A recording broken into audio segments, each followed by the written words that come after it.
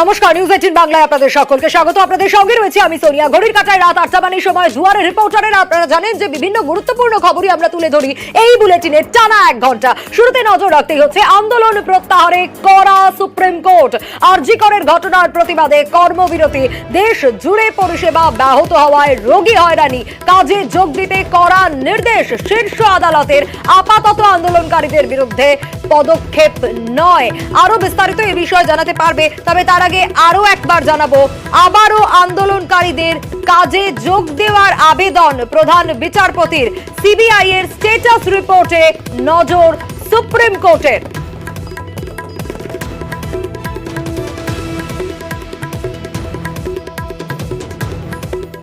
কর্মবিরতি প্রত্যাহার এইমসের চিকিৎসকদের। সুপ্রিম বার্তার পরই কর্মবিরতি প্রত্যাহার।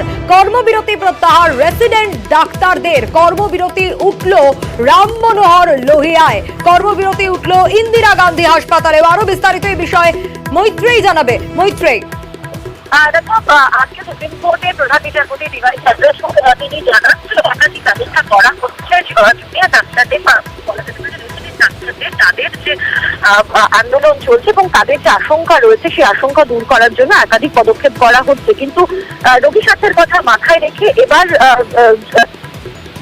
কাজে ফেরা উচিত, যেমনটাই আজকে প্রধান বিচারপতি, সুপ্রিম কোর্টের প্রধান বিচারপতি ডিওয়াই চন্দ্রচূড় বলেন। এবং তারপরেই দেখা যায় একে একে একাধিক হাসপাতালের রেসিডেন্ট ডক্টরসরা তারা তাদের আন্দোলন ছিল, যে স্ট্রাইক ছিল, সেটা প্রত্যাহার করে নেন। ইতিমধ্যেই আমরা যেটা জানতে পেরেছি, এইমস দিল্লি, রাম মনোহর লোহিয়া হাসপাতাল, এই ইন্দিরা গান্ধী হাসপাতাল সহ একাধিক হাসপাতালের রেসিডেন্ট ডক্টরসরা তারা তাদের স্ট্রাইক প্রত্যাহার করে নিয়েছে। দেশ মৈত্রেয়ী।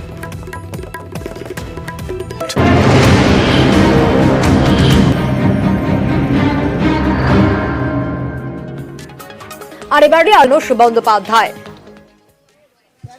নয়া অধ্যক্ষ মানস, নতুন মানস স্যারকে আমরা আগেও চিনি, উনি আমাদের আগেও কলেজের এমএসভিপি ছিলেন, 1 মাসের জন্য প্রিন্সিপালও ছিলেন সেই জায়গা থেকে, এবং উনি আমাদের কলেজের এক্স স্টুডেন্টও। আমরা স্যারের সাথে আগে অনেক ইন্টারাকশন করেছি এবং আমাদের বিভিন্ন যখন সমস্যা হয়েছে স্যার আমাদের নিয়েছেন। অধ্যক্ষ ছিল সন্দীপ ঘোষ, তিনি কিন্তু তাকে বদলি করিয়েছিলেন এই কারণেই যাতে স্টুডেন্টদের পক্ষের বলার না থাকে, তাকে হয়েছিল। মানস স্যার আমাদের এসছেন, কিন্তু আমাদের মনে এখন এই আশঙ্কা রয়ে যাচ্ছে 1 মাস না হলে 1 বছর পরে সরিয়ে দেওয়া হয়, সেইখানে যদি আবার কোনো সমস্যাজনক কাউকে আনা হয়। আরজি করের নতুন সুপার সপ্তর্ষি চট্টোপাধ্যায় বাঁকুড়া সম্মেলনের সুপার ছিলেন তিনি। বাঁকুড়া সম্মেলনের সুপার ছিলেন এবং আরজি করের নতুন সুপার হলেন সপ্তর্ষি চট্টোপাধ্যায়। গতকাল দায়িত্ব পেয়ে আজ আরজি করের নতুন সুপার। গতকাল অপসারিত করা হয় বুলবুল মুখোপাধ্যায়কে। আর সুপার হিসেবে নতুন দায়িত্ব পেয়ে আশাবাদী তিনি। আমি সবাইকে বলছি যে আরজি কর আমরা এমন জায়গায় যাব, সেই জায়গাতেই আছে আরজি কর। আরজি কর ইজ আ ভেরি প্রমিনেন্ট এবং খুব reputed college of West Bengal, এবং আর খুব শীঘ্রই আমরা all the patients will get all the treatments, all the modalities যেমনভাবে আমরা আরজি কর ছিলাম। এবং দেখবেন আমরা যারা এখানে কাজ করছি will have a lovely working condition. আমরা আনন্দ করে একসঙ্গে সবাই একসঙ্গে কাজ করব, এবং যারা পেশেন্ট এবং পেশেন্ট রিলেটিভস যারা আসবেন they will very happy with our service that is provided from our doctors and paramedics. This is an heinous crime. I'll strongly condemn this crime, and এরকম ঘটনা আর কোনোদিন ঘটবে না। এই সিকিউরিটি হচ্ছে আমাদের ফার্স্ট কনসার্ন। সবচেয়ে প্রথম আমি যেটা দেবো সেফটি অফ সবাই এখানে যতজন আছে সবার যেন প্রপার সেফটি, হস্টেলেও যেন প্রপার সেফটি পাই, এবং সবচেয়ে ইম্পর্টেন্ট একটা প্রপার ওয়ার্কিং কন্ডিশন। সবাই যেন আমরা আনন্দ করে একসঙ্গে কাজ করতে পারি। সামনে পুজো আসছে, আমাদের আরজি করে পুজো যেন খুব তাড়াতাড়ি শুরু হয়, যেন আমরা সেই আনন্দে আমরা সবাই আবার একসঙ্গে যেন আগের মতন ভালোভাবে কাজ করতে পারি। আরজি করে যারা আমাদের এখানে স্টুডেন্টস আছে, আমাদের যারা বাচ্চা, আমি তাদের সঙ্গে একবার কথা বলি সিট যে তাদের কি স্পেসিফিক ডিমান্ডস আছে। তাদের যে স্পেসিফিক ডিমান্ডস আছে ওটা আমি না দেখলে it's very too early two comment on this issue right now. আমি নিশ্চয়ই ওনাদের সঙ্গে কথা বলবো এবং আমরা এক্সপেক্ট করছি very early will come back to the normalcy.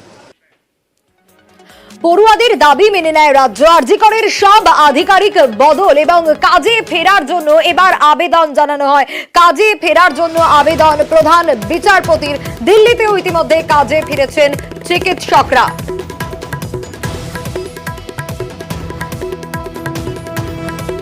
আর আরো বিস্তারিত এই বিষয়ে অভিজিৎ জানাতে পারবে। অভিজিৎ, কি সিদ্ধান্ত নিলেন চিকিৎসকরা?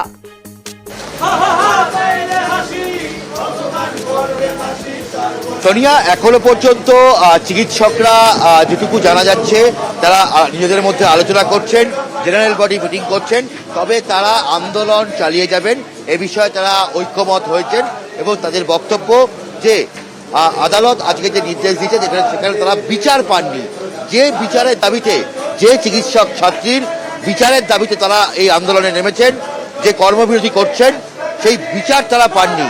যতক্ষণ না বিচার পাবেন ততক্ষণ তারা এই আন্দোলন চালিয়ে যাবেন।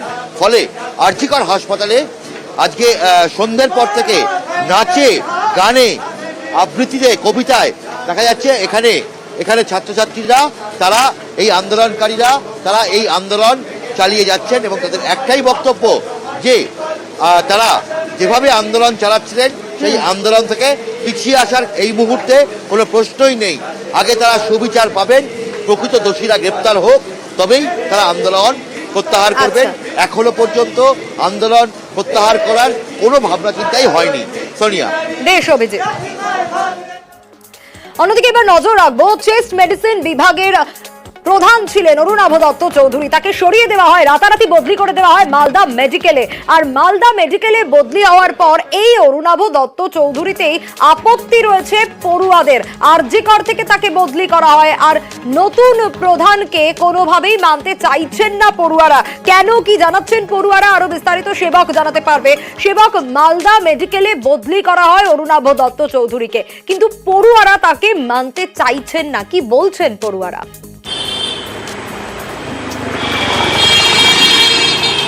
একদমই সোনিয়া, দেখো আমরা গত কয়েকদিন ধরে দেখেছি কলকাতার আর.জি. করের সঙ্গে আন্দোলনে সামিল মালদা মেডিকেল কলেজের জুনিয়র ডাক্তার যারা হাউস স্টাফ তারা যখন শোনেন আজ গতকাল রাতেই তাদের কাছে খবর আসে যে অরুণাভ দত্ত চৌধুরী তাকে মালদা মেডিকেল কলেজে পোস্টিং দেওয়া হলো। আজ এই ব্যাপারে তীব্র অসন্তোষ প্রকাশ করেছে আন্দোলনকারী চিকিৎসক ও পড়ুয়ারা। তাদের স্পষ্ট বক্তব্য, আর.জি. করের ঘটনায় এই বিভাগীয় প্রধানের ভূমিকা সন্দেহের ঊর্ধ্বে নন। ছাত্ররা দাবি করেছিলেন তাকে কোথাও যাতে পোস্টিং বা গুরুত্বপূর্ণ পদে না দেওয়া হয়। এই অবস্থায় যেভাবে মালদা মেডিকেল কলেজে তাকে পোস্টিংয়ের কথা বলা হয়েছে তাতে তারা খুশি নয়, তারা কোনোভাবেই স্বাগত জানাচ্ছে না। শুধু তাই নয়, তিনি মালদা মেডিকেল কলেজে এলে যোগ দেওয়ার আগেই তাকে বিক্ষোভের মুখে পড়তে হতে পারে এমন ইঙ্গিতও মিলেছে। কারণ ছাত্ররা, পড়ুয়ারা, ডাক্তাররা তারা বলছেন তারা কিন্তু খুশি নন, তারা প্রতিবাদ জানাবেন, কারণ তাকে মালদা মেডিকেল কলেজে মেনে নেওয়া হবে না। আর অধ্যক্ষ বলেছেন যে এই নির্দেশিকা, সরকারি নির্দেশিকা তারা পেয়েছেন, এখন কবে এই বিভাগীয় প্রধান মালদা মেডিকেলে যোগ দেবেন তা এখনই নিশ্চিত নয়। কারণ আর.জি. কর থেকে রিলিজ হওয়ার পর তিনি কবে আসবেন এ বিষয়ে কর্তৃপক্ষকে এখনো তিনি নির্দিষ্ট করে কিছু জানাননি। তবে আজকের কথাবার্তায় কিন্তু স্পষ্ট, ছাত্রদের অবস্থান বা আন্দোলনকারীদের অবস্থান থেকে স্পষ্ট, আর.জি. করের এই এইচওডিকে মালদা মেডিকেল কলেজে স্বাগত জানাচ্ছে না পড়ুয়ারা। সোনিয়া, नहीं, वेलकम नहीं करेंगे उसको, यहाँ से निकालेंगे, ताला लगा देंगे, नहीं आने देंगे, क्योंकि ये मालदा मेडिकल कॉलेज कचरा नहीं है कि तुम कचरा आर.जी. कर से उठाओ और यहाँ भेज दो उसे। तो हम लोग तो एंट्री नहीं देंगे, कोशिश तो यही रहेगी कि इसको एंट्री ना दे। नहीं, हम उनको यहाँ रखने नहीं देंगे। मालदा मेडिकल कॉलेज कोई डंपिंग ग्राउंड नहीं है कि जो वहाँ का रिजेक्टेड जो प्रोफेसर से इधर आके हमारा यहाँ का माहौल खराब करे। तो हम আমাদের হাসপাতাল আগে, সবার আগে, কলেজ সবার আগে। তো আমরা চাইবো না যে কোনো মানে অসৎ ব্যক্তি আসুক। যদি সৎ ব্যক্তি হয় অবশ্যই ওয়েলকাম। আমরা চাইবো আমাদের হাসপাতাল পরিষ্কার থাকুক, সৎ ব্যক্তিতে ভরে থাকুক, এইটুকু। এটা হাসপাতাল, এটা মানুষের চিকিৎসার জায়গা, এখানে সৎ ব্যক্তি আসুক, ভালো আসুক, আমাদের কলেজকে ভালো করে তুলুক, ব্যাস। ফের অভিষেকের কড়া আর্জি। আরজি করের ঘটনায় দোষীদের কড়া শাস্তির দাবি, কড়া আইন আনতে কেন্দ্রের উপর চাপ বাড়ানোর দাবি অভিষেকের। পিছিয়ে পড়া প্রশাসনিক ব্যবস্থা থেকে রাজ্যকে মুক্ত করার আর্জি, ঘনিষ্ঠ মহলে বার্তা অভিষেক বন্দ্যোপাধ্যায়ের।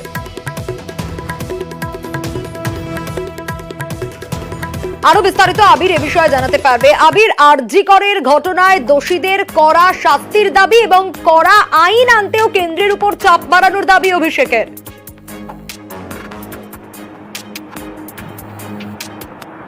কোনো ফাঁপা প্রতিশ্রুতি নয়, প্রশাসনিক স্তর থেকে এই ধরনের সামাজিক অবক্ষয়ের বিরুদ্ধে ব্যবস্থা গ্রহণ করতে গেলে যে কড়া আইনের প্রয়োজন রয়েছে সেই প্রসঙ্গের কথা আরো একবার মনে করিয়ে দিয়েছেন অভিষেক বন্দ্যোপাধ্যায়।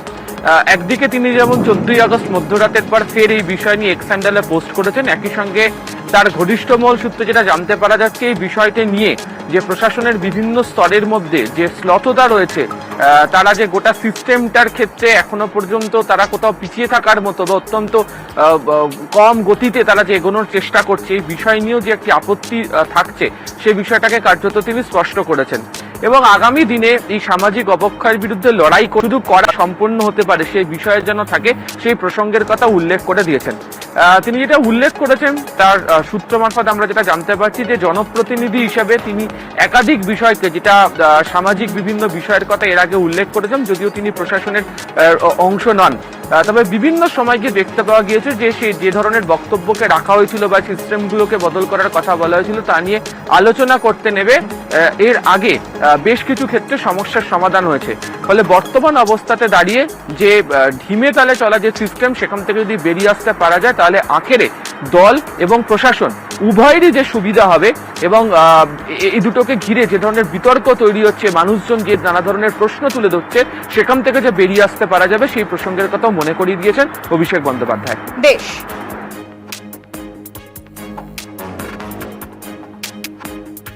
ধর্ষণ খুনে দ্রুত বিচার চেয়ে প্রধানমন্ত্রীকে চিঠি। মুখ্যমন্ত্রীর চিঠিতে দোষীদের দৃষ্টান্তমূলক শাস্তির দাবি, কড়া আইনের দাবি জানিয়ে প্রধানমন্ত্রীকে চিঠি। 15 দিনের মধ্যে ফাস্ট ট্র্যাক কোর্টে বিচারের দাবি মুখ্যমন্ত্রীর।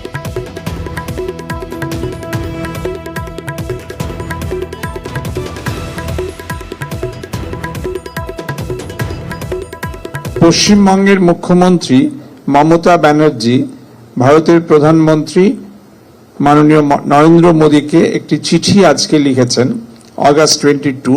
আমি সেই চিঠিটি পড়ে শোনাচ্ছি। Such serious and sensitive issue needs to be addressed in a comprehensive manner through stringent central legislation prescribing exemplary punishment against the persons involved in such dastardly crimes. Setting up of fast-track special courts for speedy trial in such cases should also be considered in the proposed legislation. To ensure quick justice, trial in such cases should preferably be completed within 15 days. আর এবার বারুইপুর মহকুমা হাসপাতালের একটা ঘটনা, সেখানে ambulance চালকদের দাদাগিরি। কিন্তু কেন, কি কারণ এই দাদাগিরির? মহিলা চিকিৎসককে হুমকি গালাগালি দেওয়া হয়েছে এমনটাও অভিযোগ উঠে আসছে। গোটা বিষয় নিয়ে আরো বিস্তারিত জানাতে পারবে অর্পণ, আমাদের অর্পণের কাছ থেকে জানবো। অর্পণ, এই অ্যাম্বুলেন্স চালকদের দাদাগিরি কেন, কি কারণ, কোথা থেকে ঘটনার সূত্রপাত? দেখো, যিনি চিকিৎসক রয়েছেন এই যে হাসপাতালের আয়ুর্বেদিক বিভাগের, যিনি আউটডোরে বসেন, সেই শবরী সেনগুপ্ত তিনি যেটা অভিযোগ করছেন যে বেশ কয়েক মাস ধরে এই যে আয়ুর্বেদিক চিকিৎসালয় রয়েছে তার ওপিডির সামনে পরপর অ্যাম্বুলেন্স রাখেন এবং রোগীদের যেমন আসতে সমস্যা হয়, কিছু সময় সেটা এই আয়ুর্বেদিক সেন্টার খুলতেও অসুবিধা হচ্ছিল। এবং আজ সেটা চরমে ওঠে, তিনি একাধিকবার বারণ করেছেন, একাধিকবার হাসপাতালের সুপারের কাছে জানিয়েছেন, কিন্তু কোনো সুরাহা হয়নি। আজ যে ঘটনা ঘটে, তিনি যখন আসেন তখনও এই অ্যাম্বুলেন্স রাখা ছিল এবং তিনি তার প্রতিবাদ করেন যে আউটডোরের সামনে কেন অ্যাম্বুলেন্স থাকবে। অভিযোগ করা হচ্ছে এরপরেই অ্যাম্বুলেন্স চালক সেই যে আয়ুর্বেদিক সেন্টার রয়েছেন, যে ওপিডি বিভাগ, সেখানে গিয়ে এই চিকিৎসককে হুমকি দেন, মহিলা চিকিৎসককে হুমকি দেন। তার সঙ্গে যিনি অ্যাসিস্ট্যান্ট চিকিৎসক থাকে তাকেও হুমকি দেওয়া হয়েছে। এরপরেই তিনি ভীত সন্ত্রস্ত হয়ে সঙ্গে সঙ্গে হাসপাতালের সুপার তার কাছে লিখিত অভিযোগ দায়ের করেন এবং সেখানে তিনি সাহায্যের আবেদন করেন। এর পরেই হাসপাতালের সুপার তিনি ঘটনাটি পুরো বিষয়ে মেল এবং চিঠি আকারে স্বাস্থ্য দপ্তরকে জানিয়েছেন এবং পাশাপাশি বারুইপুর থানার পুলিশ আধিকারিকদেরকে পুরো বিষয় লিখিত আকারে জানিয়েছেন। বারুইপুর পুলিশ সুপারের কাছেও একটি কপি দেওয়া হয়েছে এবং হাসপাতালের পক্ষ থেকে জানানো হয়েছে যে হাসপাতালের মধ্যে চিকিৎসকদের নিরাপত্তা দেওয়ার দায়িত্ব হাসপাতালের যারা প্রশাসনিক কর্তা রয়েছে তাদের, এবং এই ঘটনার কখনোই কাম্য নয়। আগামী দিনে পুলিশ অবশ্যই তার বিরুদ্ধে ব্যবস্থা নেবে এবং হাসপাতালে সুস্থ পরিবেশ ফিরে আসবে। আমার ড্রাইভার এসে আমাকে বললো, ম্যাডাম একজন এসে আমাকে বলছে যে ওপিডির সামনে এই রাস্তার মধ্যে গাড়ি রাখতে। বলছি কে বলেছে? দেখি অ্যাম্বুলেন্স থেকে সে নামছে, আমাকে বলছে আপনার গাড়ি এদিকে রাখুন। এবং তার বডি ল্যাঙ্গুয়েজ প্রচন্ড বাজে ছিল এবং সে জানে যে I am on duty medical officer. কে ঠিক ওই insecure so much here when I am serving my duty. এটা আমরা লিখিত আকারে আইসি সাহেবের কাছে চিঠি করেছি, আমরা কপি দিয়েছি সুপারিনটেন্ডেন্ট অফ পুলিশ বারুইপুর ডিস্ট্রিক্টকে, এইচডিও সাহেবকে কপি দেওয়া হয়েছে, আমাদের সিএমও স্যারকে আমি কপি দিয়েছি। থ্রেটেন্ড করা একজন অন ডিউটি ডক্টরকে এই ব্যাপারটা তো কোনোভাবে গ্রহণযোগ্য নয়। আমরা আশা করবো তার একটা আইনি ব্যবস্থা নিশ্চয়ই নেওয়া হবে। অন্যদিকে এবার দেখাবো কালনা হাসপাতালের ছবিটা। সেখানে আবার অস্থায়ী কর্মীদের বেতন বকেয়া রয়েছে। প্রশ্ন এখানে উঠছে যে কি কারণ অস্থায়ী কর্মীদের বেতন বকেয়া থাকার। সে কারণেই সুপারের ঘরের সামনে বিক্ষোভ দেখাচ্ছেন তারা। আরো বিস্তারিত শরদিন্দু জানাবে। শরদিন্দু, কি কারণে এই কর্মীদের বেতন বকেয়া, কতদিন ধরে বকেয়া?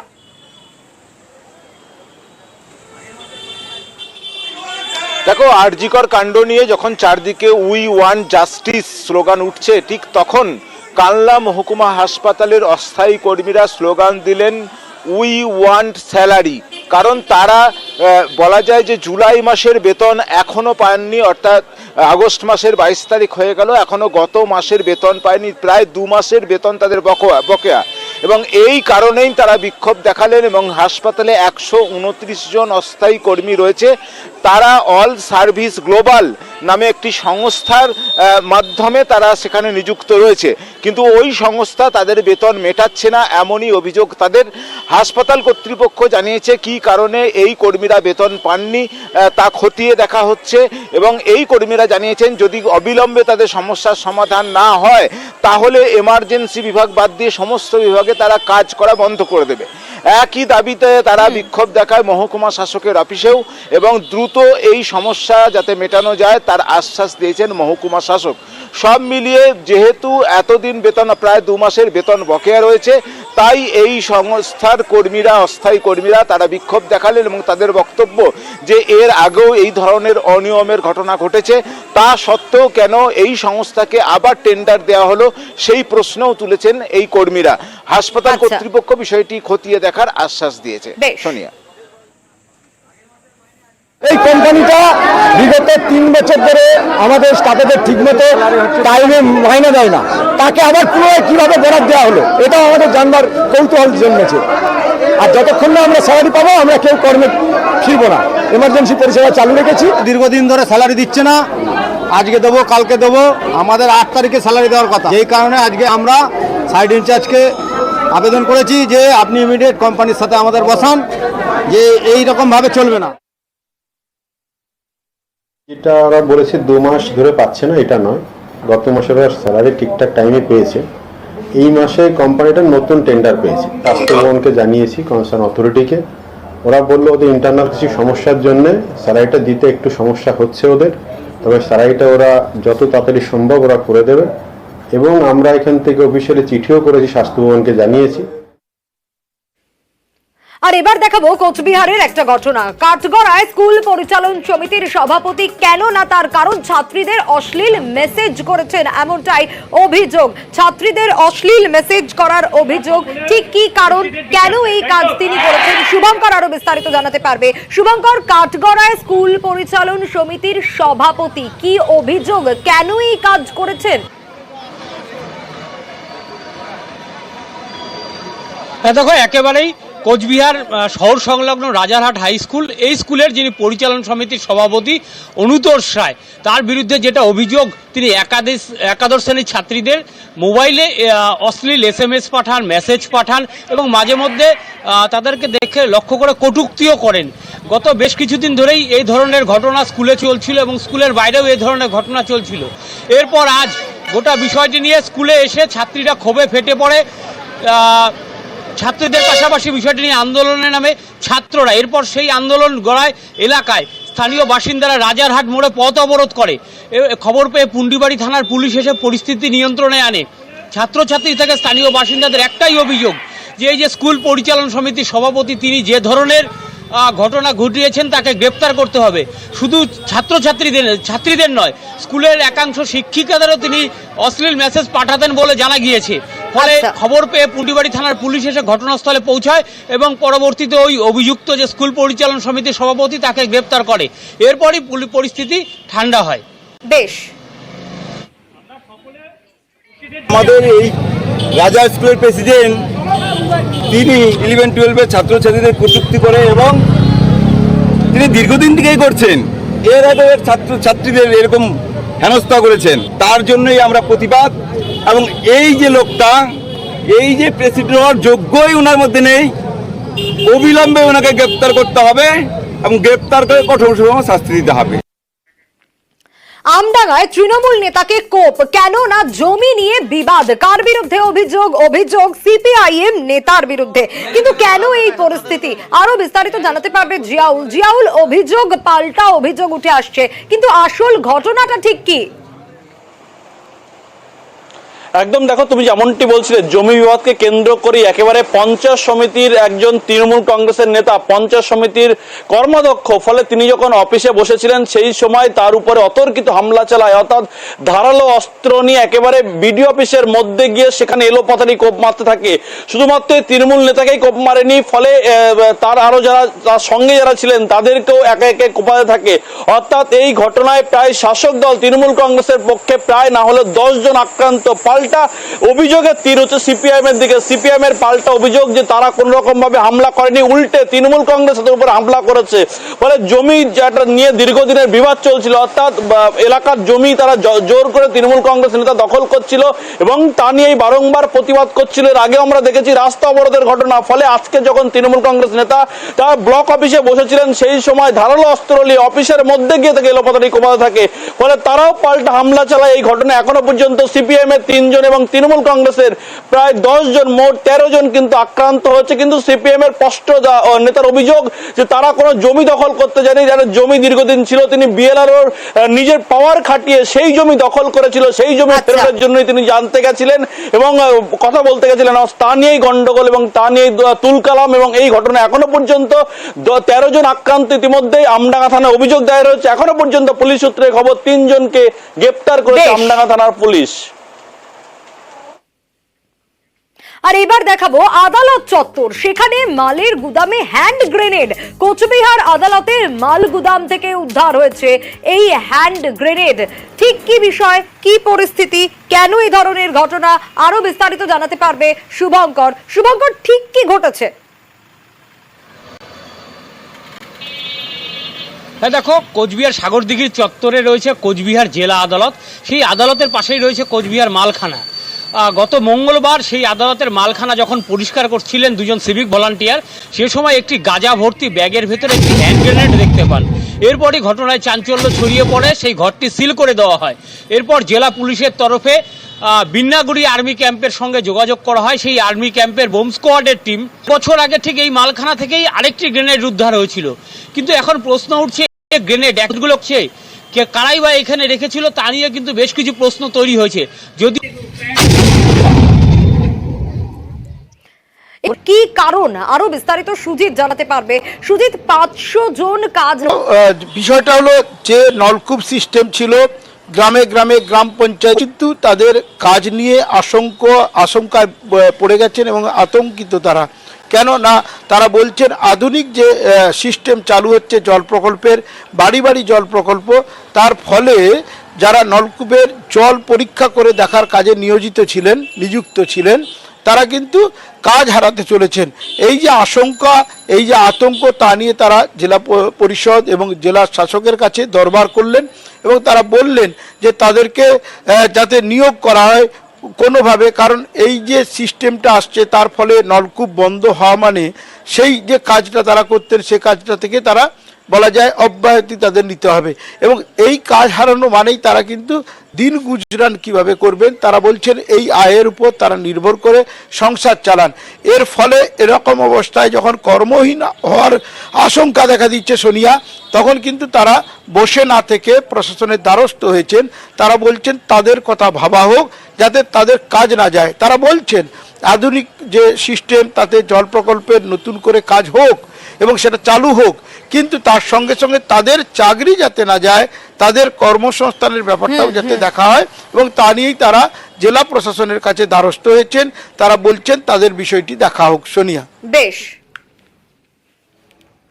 তৎকালীন যে 2008 সালে এমএন রায়ের যে আদেশনামা ছিল তাতে কিন্তু বলাই ছিল যে পাইপলাইনের যে জল সরবরাহ পরবর্তীকালে হবে, আমরা তাতে সম্পদ কর্মী হিসাবে নিযুক্ত হব এবং ওই এলাকায় দেখাশোনার কাজ করব। বর্তমানে জেজেএম শুরু হয়েছে, তাতে দেখতে পাচ্ছি বিভিন্নভাবে বিভিন্ন দিক থেকে পাম্প অপারেটর, ভালভ অপারেটর নিয়োগ হচ্ছে। আমরা আতঙ্কে ভুগছি। এই 5 জন করে মহিলা নিয়োগ হওয়ার পর আমাদের কাজটা চলে যাওয়া আতঙ্কে ভুগছি। হ্যাঁ, প্রশাসনিক আধিকারিকদের সঙ্গে আমরা কথা বলেছি, পিএইচই এক্সিকিউটিভ অ্যাসিস্ট্যান্টের সঙ্গে কথা বলেছি, আরডব্লিউএস এর সঙ্গে কথা বলেছি, ওনারা কোনো সদুত্তর দিতে পারেন। আমরা পদ্ধতি চেঞ্জ করেছি। যে সংশ্লিষ্ট এরিয়ায় পাম্প তৈরি হচ্ছে সর্বপ্রথম অগ্রাধিকার পাবে যিনি ল্যান্ড ওনার আছেন, যিনি ল্যান্ড জমি দান করেছেন প্রজেক্টের জন্য, তার পরিবারকে প্রথম অগ্রাধিকার দেওয়া হবে।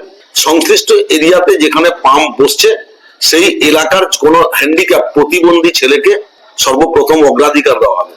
যদি কোথাও প্রতিবন্ধী না পাওয়া যায়, এলাকার সব থেকে নিডি পার্সন যিনি থাকবেন তাকে ছাড়পত্র দেওয়া হবে। আর এবার নজর রাখবো চ্যাংড়াবান্ধায় ট্রাক চালকদের বিক্ষোভ। কেন বিক্ষোভ, কি কারণ? তার কারণ বাংলাদেশে মারধর করা হয়েছে চালকদের, এমনটাই অভিযোগ উঠে আসছে। কিন্তু ঠিক কি ঘটেছে আরো বিস্তারিত শুভঙ্কর জানাতে পারবে। শুভঙ্কর, এই যে অভিযোগ বাংলাদেশে মারধর করা হয়েছে চালকদের, কি বলছেন তারা, মূলত কি অভিযোগ তাদের?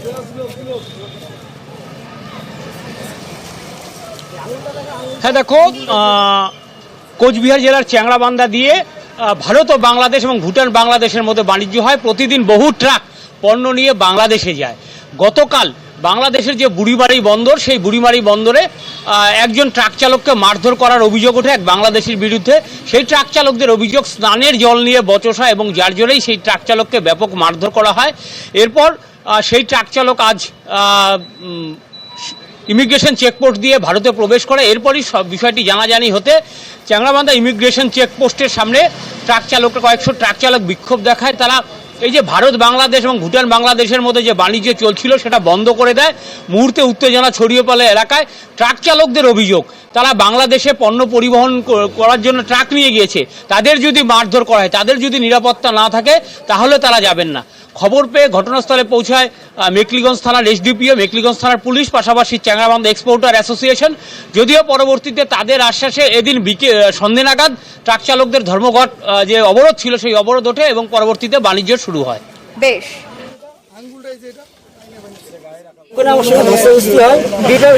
বাইরে যাও, সবাই বাইরে যাও, তোরা ভেতরে গন্ডগোল করো না, বাইরে যাও। গেটটা একটা পাও বাইরে দিয়েছে, টেনে ধরে নিয়ে মেরেছে বাইরে। তেল চুরি হচ্ছে, আজকে গাড়ি নিয়ে যাব, গাড়ি বেডে রাখা যাচ্ছে না, ইয়েতে মধ্যে যেখানে খালি করবো ওখানে গাড়ি ছেড়ে যেতে পারছি না, খাইতে আসবো ওটাও পারছি না।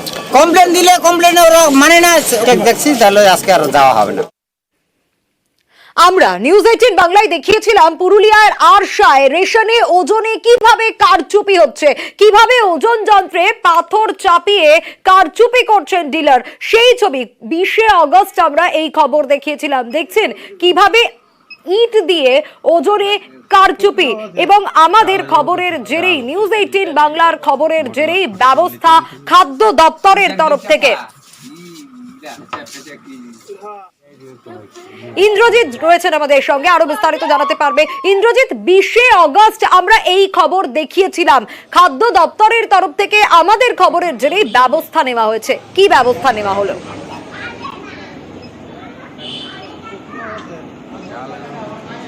দেখো, প্রথমেই আমরা যে খবর দেখাই এবং তারপরে নড়ে চড়ে বসে খাদ্য দপ্তর এবং জেলা প্রশাসন, এবং এই যে গুরুতর অভিযোগ যে একেবারেই ওজন যন্ত্রে ইটে বালি দিয়ে গ্রামের মানুষদিকে ঠকাচ্ছিল, এবং তারপরেই প্রশাসন এবং খাদ্য দপ্তর তদন্ত শুরু করে। সেই আরশা ব্লকের একেবারেই যে গ্রামের রেশন ডিলার তার বিরুদ্ধে একেবারেই তদন্ত শুরু করে, এবং আমরা যেটা জানতে পেরেছি যে তাকে শোকজ করা হবে, এবং সেই রেশন ডিলার একেবারেই সেনাবোনা গ্রামের যে রেশন ডিলার, সেই রেশন ডিলারকে ইতিমধ্যেই তার কাছ থেকে অন্য গ্রামের রেশন ডিলারের কাছ থেকে যেন গ্রামবাসীরা তার রেশনের সামগ্রী পায় সেই ব্যবস্থা ইতিমধ্যেই হয়েছে, এবং তার বিরুদ্ধে যে অভিযোগ উঠেছে সেই অভিযোগ খতিয়ে দেখা হচ্ছে এবং দোষী প্রমাণিত হলেই তার যে লাইসেন্স আছে সেটা তাকে করা হবে, শোকজ করা হবে এবং তারপরে বিবিধ ব্যবস্থা নেওয়া হবে তার বিরুদ্ধে।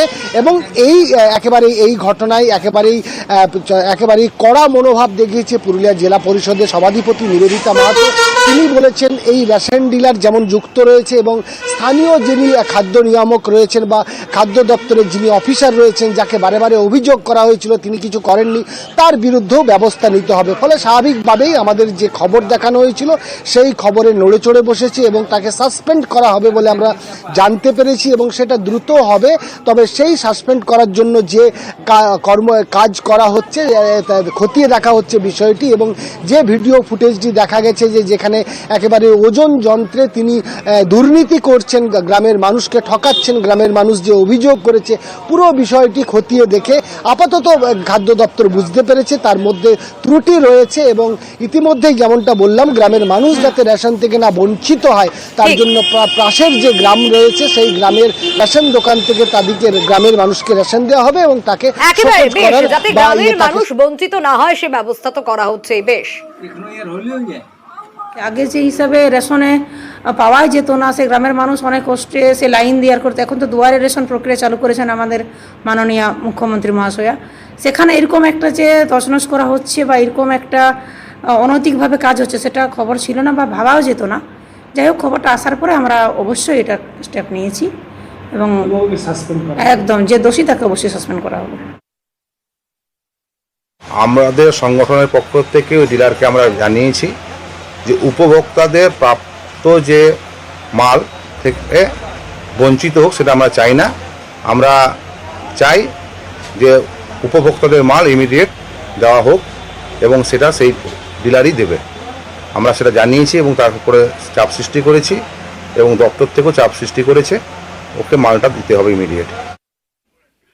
বাংলা থেকে ফের ভিন রাজ্যে আলু রপ্তানি শুরু। নবান্নের অনুমতির পর গতকাল রাত থেকেই শুরু রপ্তানি। দাঁতনে বাংলা ওড়িশা সীমানা দিয়ে চলছে আলু রপ্তানি। আরো বিস্তারিত শঙ্করের থেকে জানবো। শঙ্কর, ভিন রাজ্যে রপ্তানির ফলে ফের দাম বাড়তে পারে এমনটা আশঙ্কা করা হচ্ছে, কারণ রাজ্যে ফের আলুর দাম বাড়তে পারে এমনটাই আশঙ্কা।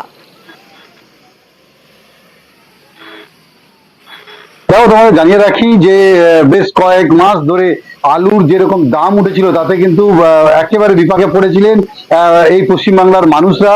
এরপরে সিদ্ধান্ত নিয়েছেন রাজ্যের মুখ্যমন্ত্রী যে বাইরে রপ্তানি বন্ধ করে দেওয়া হবে। এরপরে দেখা গেছে যে জাতীয় সড়ক 60-এর উপরে এবং 6-এর উপরে একেবারে সারি সারি ট্রাক সেখানে দাঁড়িয়ে রয়েছে। এই রাজ্য থেকে ঝাড়খণ্ড বা উড়িষ্যা যেসব আলু যাচ্ছিল তা বন্ধ করে দেওয়া হয়েছিল। কিন্তু দেখা গেছে যে গতকাল রাত্রেবেলা এই যে দাঁতনের সোনাকনিয়া বর্ডার, সেইখানে আলুর যে রপ্তানি তার একেবারে ব্যারিকেড খুলে দেওয়া হয়েছে। ফলে আলুর যে ট্রাক তারা বিভিন্ন রাজ্যে যাওয়া শুরু করেছে। ফলে যেহেতু কারণ হচ্ছে একটাই যে উড়িষ্যা বা ঝাড়খণ্ডেও কিন্তু আলুর দাম কিন্তু প্রচুর পরিমাণে বেড়ে যাচ্ছিল, সেইখান থেকে রাজ্য থেকে তাদের কাছে একটা এই রাজ্যের আবেদন আসে যে যাতে এই আলুর রপ্তানিটা আবার যাতে শুরু করে। এর ফলে দেখা গেছে যখন একটু বাজার হালকা হওয়ার সঙ্গে শুরু হওয়াতেই কিন্তু দেখা যাচ্ছে যে আলুর রপ্তানি ইতিমধ্যে শুরু হয়েছে। গতকাল রাত থেকে এই রাজ্যের যে উড়িষ্যা বা ঝাড়খণ্ডে যে জাতীয় সড়ক 60 এবং 6 থেকে বিভিন্ন গাড়িগুলো কিন্তু বিভিন্ন রাজ্যে আলু রপ্তানি শুরু হয়েছে বলা যায়। বেশ,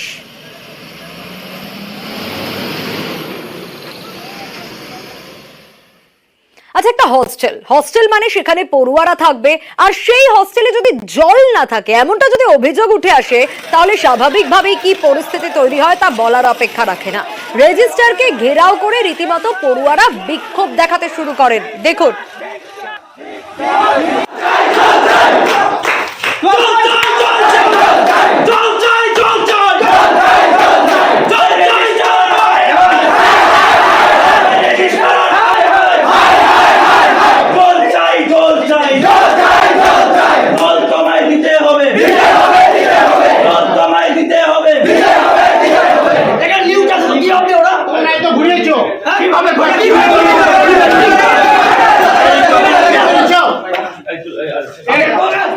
এই যে ছবিটা দেখলেন, এই ছবিটা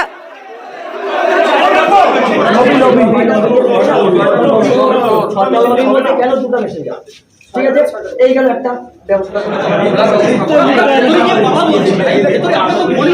যে ছবিটা দেখলেন, এই ছবিটা উত্তরবঙ্গ বিশ্ববিদ্যালয়ের রামকৃষ্ণ হস্টেলের ছবি। হস্টেলে জল না থাকার অভিযোগ, আরো বিস্তারিত বিশ্বজিৎ জানাতে পারবে। বিশ্বজিৎ, এই রামকৃষ্ণ হোস্টেলে জল নেই এমনটা অভিযোগ, কতদিন ধরে নেই? তো 6 মাসের সমস্যা, 6 মাস ধরে এই রামকৃষ্ণ হোস্টেলের যারা আবাসিক ছাত্ররা রয়েছেন, মূলত সবাই হচ্ছেন স্নাতকোত্তর স্তরের শিক্ষার্থী। প্রায় 600 জন 300 জন স্টুডেন্ট কিন্তু এখানে থাকেন এবং তাদের সমস্যা যে তারা বারবার করে যারা হোস্টেল সুপার তাকে কিন্তু জানিয়েছে, কিন্তু তারপরেও কান করেনি কেউ, এবং যার জেরে বাধ্য হয়ে তাদের আজ কিন্তু পথে নামতে হয়। এক প্রকার হাতে প্লেকার্ড নিয়ে এবং যে খারাপ জলের মেশিন যে দিয়ে তারা জল পান করে, সেই খারাপ মেশিনকে একবারে ঠেলতে নিয়ে কিন্তু তারা বিক্ষোভ প্রদর্শন করেন। প্রথমে তারা ওয়াচ এন্ড ওয়ার্ডে গিয়ে তালা বন্ধ করেন, যেখান থেকে প্রশাসনিক কাজ সমস্ত বন্ধ হয়ে যায়। তারপর তারা উত্তরবঙ্গ বিশ্ববিদ্যালয়ের যিনি ভারপ্রাপ্ত রেজিস্ট্রার তাকে ঘেরাও করেন এবং বিক্ষোভ দেখান।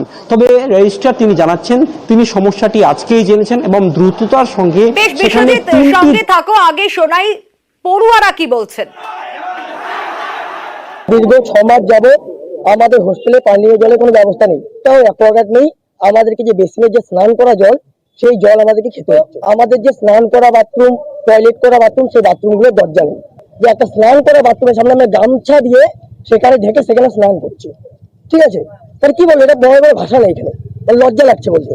আমরা কমপ্লেন করি, কমপ্লেন করার পর আজকে দেবো, কালকে দেবো, পরশু দেবো, চলে যাচ্ছে। আবারও বিশ্বজিতের কাছে ফিরবো। বিশ্বজিৎ, পড়ুয়ারা বলছেন 6 মাস ধরে সমস্যা, 1 সপ্তাহে কি করে সমাধান হয়ে যাবে? 6 মাস ধরে কেনই বা সমাধান হলো না? দেখো, মিসকমিউনিকেশনের জেরে এই সমস্যা যেটা প্রাথমিকভাবে জানতে পারা গেছে। সুপার কিন্তু বিষয়টি জানতো, এ ধরনের কথা বলছেন, কারণ অভিযোগ জানিয়েছিলেন এই শিক্ষার্থীরা এবং অভিযোগের কান কোনোভাবে বিশ্ববিদ্যালয় কর্তৃপক্ষের যায়নি যে এই সমস্যাটা কিন্তু উঠে এসেছে। তবে রেজিস্ট্রার তিনি জানাচ্ছেন তিনি অভিযোগটি পাওয়ার সঙ্গে সঙ্গেই কাজ শুরু করে দিয়েছেন এবং সুপার সহ যারা প্রশাসনিক কাজের সঙ্গে যুক্ত তাদের সঙ্গে কথা বলে এই রামকৃষ্ণ হোস্টেলে যা সমস্যা তা সুরাহা হবে। জলের সমস্যা আজকালকের মধ্যেই সুরাহা হবে, এরকম কথা রেজিস্ট্রার বলছেন। তাছাড়া বাকি যে সমস্যাগুলো রয়েছে সেগুলোও সমস্যা হবে। তবে যারা অভিযোগ করছেন শিক্ষার্থীরা, তাদের দাবি যে তাদের যদি তাদের ফি দেওয়ার ক্ষেত্রে 1-2 দিন লেট হয়, সেখানে লেট ফি নেওয়া হয়, তাহলে শিক্ষার্থীদের যে সমস্ত জলের যে সমস্ত জিনিস প্রয়োজন তা কেনই বা লেট করা হচ্ছে। তবে গোটা ঘটনা নিয়ে বিশ্ববিদ্যালয় কর্তৃপক্ষ দ্রুততার সঙ্গে এই জলের সমস্যা এবং বিভিন্ন সমস্যার সমাধান করবে বলে রেজিস্ট্রার জানাচ্ছেন। তবে গোটা ঘটনায় কিন্তু বিশ্ববিদ্যালয়ের ছাত্ররা রেজিস্ট্রার কি বলছেন শোনাই। দীর্ঘদিন নাকি জল নেই এদের হস্টেল, তো সমস্যার কথাটা আমরা খুব সম্প্রতি আমরা জানতে পেরেছি। এটাকে আমি জানতাম না, এত যে সিরিয়াস বিষয়, যদি জল নেই এমার্জেন্সি মিটিং করেছে হস্টেল মেনটেনিং কমিটি, সেখানে সিদ্ধান্ত হয়েছে ওদের হস্টেলে জলের ব্যবস্থা করে দেওয়া হয়েছে। 2টো অ্যাকোয়াগার্ড আমরা লাগিয়ে দিয়েছি। বাথরুমের দরজা লাগানো হয়, আবার কিভাবে ভেঙে যায় এই প্রশ্নটা আমার মনে হয় স্টুডেন্টদেরকে করলে ভালো হয়। আর এবার একটু ওয়েদার আপডেটে নজর রাখবো, কারণ বজ্রবিদ্যুৎ সহ বৃষ্টির সতর্কতা রয়েছে। 3 জেলায় কিন্তু আগামী 1 ঘন্টার মধ্যে ভারী বৃষ্টি হতে পারে। এ বিষয়ে আরো বিস্তারিত উজ্জ্বল জানাতে পারবে। উজ্জ্বল, আগামী 1 ঘন্টার মধ্যে ভারী বৃষ্টির পূর্বাভাস কোথায় কোথায় কি জানাচ্ছে আলিপুর আবহাওয়া দপ্তর?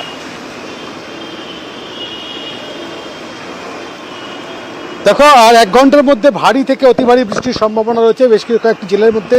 তার মধ্যে উত্তর 24 পরগনা, হাওড়া, পূর্ব বর্ধমান এবং পূর্ব মেদিনীপুর, এই কয়েকটি জেলাতে কিন্তু ভারী থেকে অতি ভারী বৃষ্টির সম্ভাবনা রয়েছে আগামী 1 ঘন্টার মধ্যে। তবে অবশ্যই সতর্কতা রয়েছে, বজ্রবিদ্যুৎ সহ সেই বৃষ্টির সম্ভাবনা রয়েছে। বেশ।